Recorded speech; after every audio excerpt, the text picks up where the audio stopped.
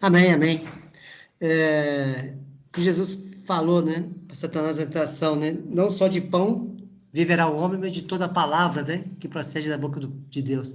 Realmente o que nos alimenta é a palavra, né, o que nos alimenta é a palavra, e Cristo é a palavra, né, Ele é essa palavra viva do Pai, Ele que nos dá vida.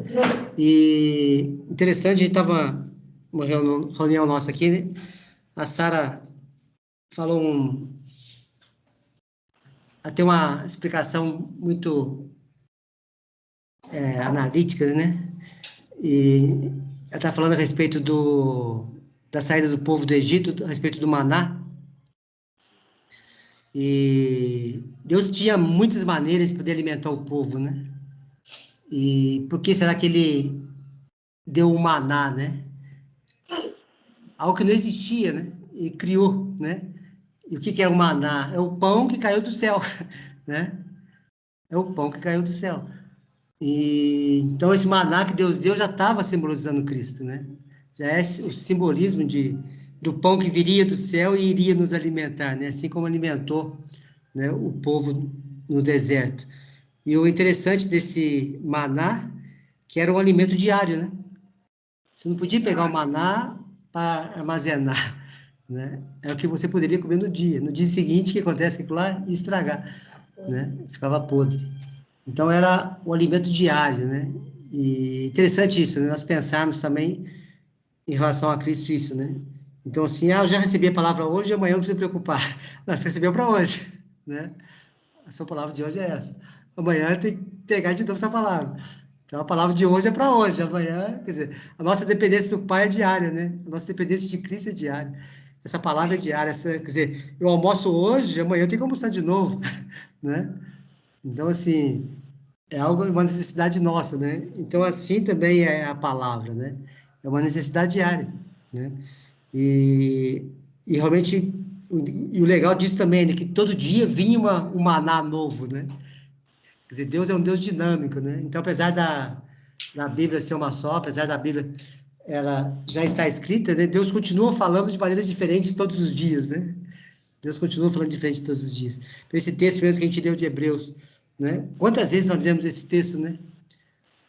E começa a ler de novo agora, parece que é novo, né?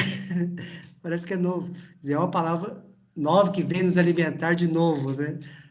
E glória ao Pai por isso, né? Realmente, Ele é a nossa fonte de vida, né? Realmente é essa palavra que nos dá vida. E realmente, o alimento natural a gente precisa, nem precisa. Mas é essencial, não, né? Jesus ficou 40 dias no deserto, sem se alimentar, né?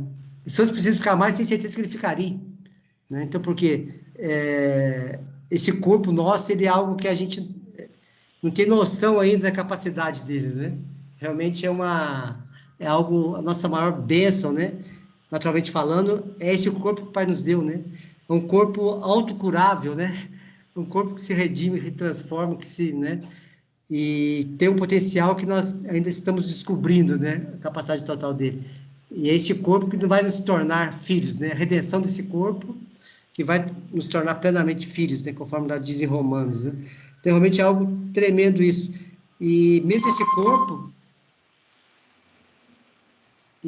corpo, ele também se alimenta da palavra, né? Que tudo é energia, né? Tudo é energia. Então, eu creio nisso, né? Então, ele é a nossa fonte de vida. E realmente, por isso nós não podemos ficar ansiosos por nada, né? Porque realmente ele supre todas as coisas. E amém por isso. Isso mesmo, Selma. Acho que temos que estar crendo realmente nesse pão do céu, né? Que realmente tira a fome do mundo, tira realmente essa carência, né? Hoje. Então não temos que preocupar, não temos que realmente estar ansiosos por nada disso, não, né? Ele vem nos saciar, saciar nossa fome, saciar nossa sede, né? E é mais do que isso, né? Vai nos fazer jorrar, né? Então, realmente é o que você falou, um transbordar. Não apenas nos alimentar, não apenas nos matar nossa sede, mas vai haver um transbordar. Nós alimentaremos o mundo, mataremos a sede do mundo. Não por nós mesmos, mas por Ele que, né, que está em nós. Amém. Glória ao Pai por isso aí. É interessante, irmão Edson, essa palavra, há meses atrás, no ano passado, faz um pouquinho de tempo, eu comentei sobre o que Jesus falou para todos, né? E o que eu fiz, vocês falam muito mais. Eu até comentei em reuniões recentes. E nós estamos falando sobre o alimento, né? Nós devemos nos alimentar, sim. E eu comentei o ano passado sobre não só alimentar, mas botar em prática. Eu vou dar um exemplo de coisas ruins e coisas boas. Coisas ruins. Exemplo, um cidadão que ele não tem o conhecimento do bem, da palavra, mas ele tem um bom conhecimento do mal. Quando ele vai assaltar alguém, ele já tem aquele mal dentro dele. E alguns têm um mal tão grande que para ele é uma satisfação não só, vamos dizer, roubar ou assaltar, mas matar. É uma satisfação. Porque ele não tem o conhecimento. Então, nós que estamos tendo conhecimento, como o irmão falou, o conhecimento nós vamos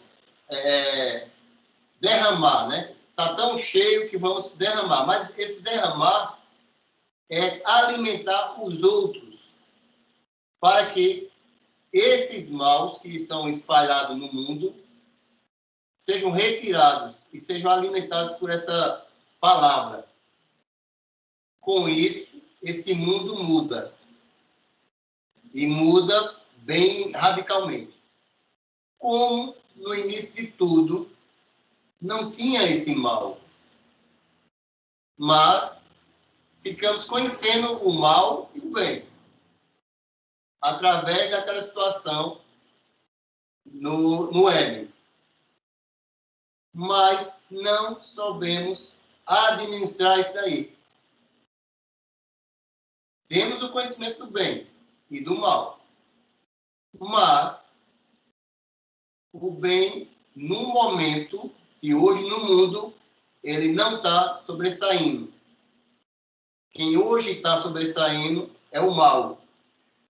Porque nós, seres humanos, não conseguimos, no momento, esse conhecimento e essa prática do bem.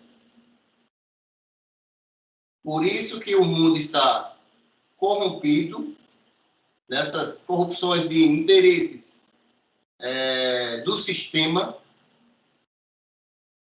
E, para isso, nós devemos alimentar essas pessoas com o bem, como o irmão Edson falou, como o Anselmo também comentou. E para esse alimento do mundo, ou das pessoas no mundo, começamos com pessoas ao nosso redor. É no trabalho, é na rua, em todos os cantos, é em casa. Mas eu vou dar um exemplo. Hoje eu me... eu bati de frente comigo mesmo. Em que? Uma coisa simples. Eu tive um momento de estourar. Qual o meu pensamento? Foi de falar o bem ou de falar uma coisa má? Infelizmente, foi uma coisa má. Então, opa, eu tenho que me policiar. Então, para isso, eu tenho que me alimentar mais e mais e mais da palavra, para que, nesses momentos, eu tenha o pensamento imediato de questionar o que é para dizer naquele momento, ou fazer naquele momento. Eu vou agora botar os senhores e senhoras na dança também. Se alguém vier fazer um mal a uma pessoa que você ama, Qual o seu pensamento? Pensamento, não é atitude não, viu? É só o pensamento. O que fazer com essa pessoa? Nós vamos pensar em falar da palavra para essa pessoa, de bem, ou vamos chegar e falar coisas que não deveríamos falar, ou pensar. O que vocês dizem sobre esse questionamento agora para vocês?